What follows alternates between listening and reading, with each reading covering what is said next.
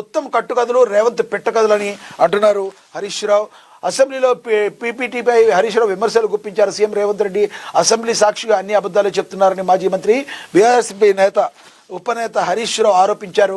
కృష్ణా జిల్లాల అంశంపై ఆదివారం నాడు తెలంగాణ భవన్లో పీపీటీ ఇచ్చిన హరీష్ రావు ఈ సందర్భంగా తీవ్ర వ్యాఖ్యలు చేశారు. కాంగ్రెస్ చేసిన ద్రోహాలను కప్పిపుచ్చుకునే ప్రయత్నాలు చేస్తున్నారని విమర్శించారు. అసెంబ్లీ సాక్షిగా అన్ని అబద్ధాలు చెప్తున్నారన్నారు. ఉత్తమ్ కట్టుకథలు, రేవంత్ పెట్టకథలు చెప్పారంటూ విమర్శించారు. రాజకీయాల కోసం తాము పీపీటీ ఇవ్వటం లేదన్నారు. ఫజల్ అలీ కమిషన్ చెప్పినా వినకుండా ఆంధ్రలో కలిపి తెలంగాణకు ద్రోహం చేశారంటూ కాంగ్రెస్ నాయకుల తీరును విమర్శించారు. పాలమూరు వలసలకు కారణమే కాంగ్రెస్ పార్టీ అని హరీష్ విమర్శించారు. నల్గొండ జిల్లా మరణ శాసనంగా రాసింది కూడా కాంగ్రెసేనని అన్నారు.